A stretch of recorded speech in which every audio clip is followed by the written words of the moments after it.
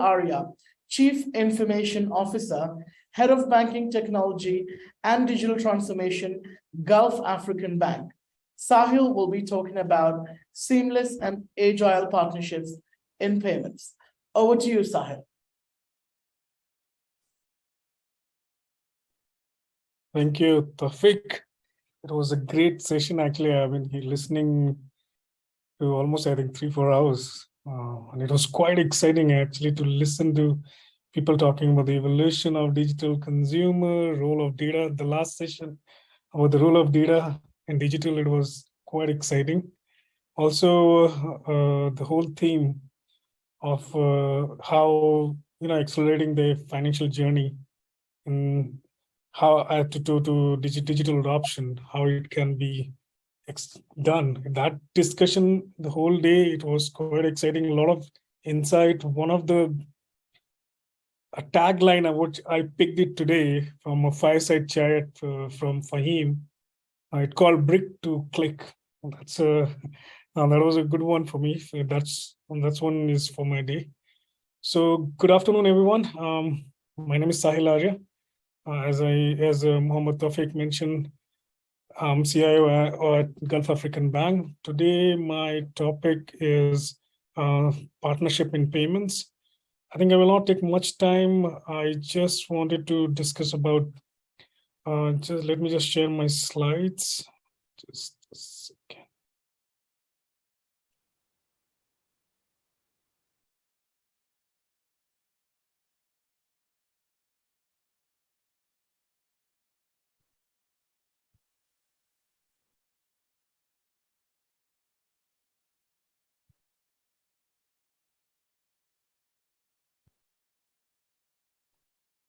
Is it visible?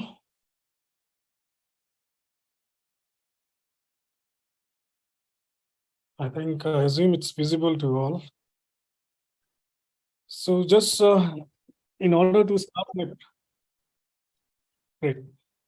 So as I was mentioning, like the discussion which was going around financial inclusion, I totally agree with them that to empower financial inclusion, digital services has played a big role, especially in the payment sector, where there are a lot of innovation has been done and which has contributed to strengthen the financial inclusion in Africa and worldwide. Even I just wanted to showcase some chart, which was some report from the World Bank, which is launched very recently, which says that in the last 10 years, between 2011 to 2021, the global account ownership, which has increased from 51% to 79%. That's quite a achievement, especially when we're talking about Kenya. Kenya was among the top 5 countries who made significant progress in digital finance. And it is also quite appreciative that 79% of Kenyan adults have account either in a bank or financial institutions or mobile money providers. So that's talk about a lot of work ongoing to improve or strengthen the financial inclusion. But still there are a huge gap or large section of society which is still unbanked and which is still inaccessible to financial services. So and in order to fill that gap, there are many approaches or model being adopted by different developing or developed country. One of them is called faster payment. There is a faster payment platform which is built by different countries have been utilizing it. So basically, a faster payment platform is allow immediate fund transfer or scheduled fund transfer between the bank accounts on real-time basis, and which actually enhances or actually increases the efficiency in financial system, and also the effectiveness in the financial transaction because of that P2P or transaction speed and security and scalability about the same around the faster payments. If you remember during the pandemic situation where we have to go cashless, and this is where the faster payments, wherever it was implemented, it actually trigger or strengthen the digital adoption as well. I have highlighted some of the services which is rendered through this platform, that is credit transfer, merchant payments, direct debits, bill payments, QR code, in fact, the foreign inward remittances as well. Just wanted to highlight the acceptance of faster payment platform across the globe. So you can see here, like there are a number of countries who are already adopted this platform, and there are some who are in process to do that. Some of the examples of these platforms are like faster payments, which is from UK. Actually, it was implemented 2000, I think around 2008 or so. Then later on, SCT, that is speed, SEPA credit instant transfer. That is also from UK. That was implemented in year 2020, I think 2018 or 2017 around. Then PesaLink, this is our own Kenyan platform sponsored by the KBA. This is another faster payment which was implemented in around 2017. UPI, it's a well-known product from India, which was implemented in 2016, which works under the IMPS platform as well.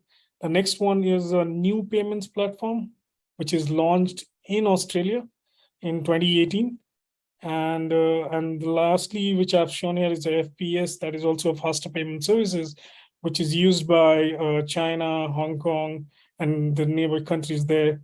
And what I'm trying to show here is these are the platform which has actually allowed in this country to promote payments, faster payments between the bank consumers. And also these are the platform which are consumed by the third parties or fintechs to promote payments and to reach to the consumer to promote the digital payments. Moving ahead on that, second item which I wanted to talk about today about the in terms of payment cycle, payment system is embedded finance, which is also known as banking as a service. Embedded finance is nothing but it's a integration of the financial product, such as like loan accounts with a non-financial organization. That is like, for example, if Uber wants to directly pay to their drivers and they wanted to have a kind of a credit card offering. So since Uber is not a financial organization, they can utilize banking services to offer the credit card to their drivers. So when the consumer is paying off, that can credit to the account of the driver directly. This is kind of it's kind of a popularizing this services, which is actually linking between the non-financial and financial organization. And since it is a win-win situation for both, because for non-financial, it is since they are not able to offer or unable to offer banking services through that platform because of regulations or banking regulations or such kind. So they partner with bank, they utilize banking services through API integration also.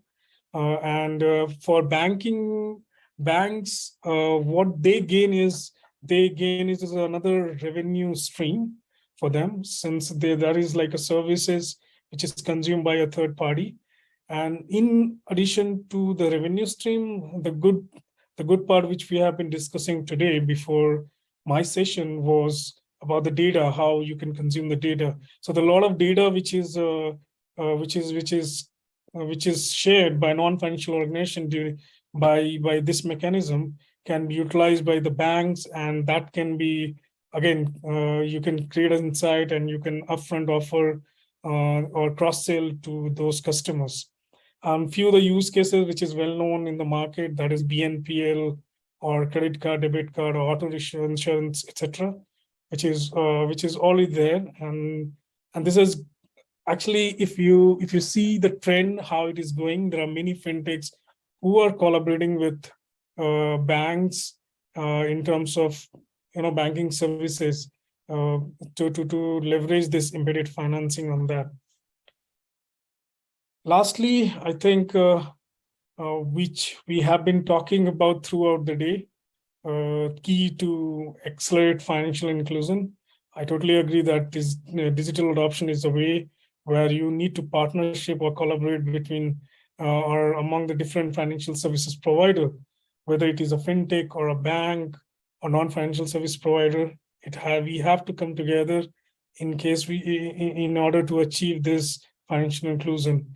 Recently, if I give an example, which we have done, in fact, we have been partnering with a couple of, from Gulf African Bank, we have been partnering with fintech. Like recently, in the month of March, we partnered with Safaricom. We utilized M-Pesa platform to launch first-time Sharia compliant mobile lending solution. And similarly, there is another BNPL product which we launched, which is another one of the Sharia compliant product from our bank side. It was one of the credit card which is Sharia compliant. Lastly, we are also coming up with a Sharia compliant supply chain finance product. Michael is here. Actually, we're collaborating with them in terms of offering digital financing to suppliers and anchors to meet their goals who believe in Sharia compliance. So ultimately, what I'm trying to say here is there are a lot of innovation which has been happening in payments and which is already ongoing. And this is the right way, the digital adoption we are doing. And this will definitely going to strengthen the financial inclusion. And of course, the collaboration is the key. We have to collaborate. We have to understand each other system and technology and the regulation in terms of how we can come up together and help each other to accelerate this FI. Thank you so much. If any question or question, I'll be able to answer that around the same.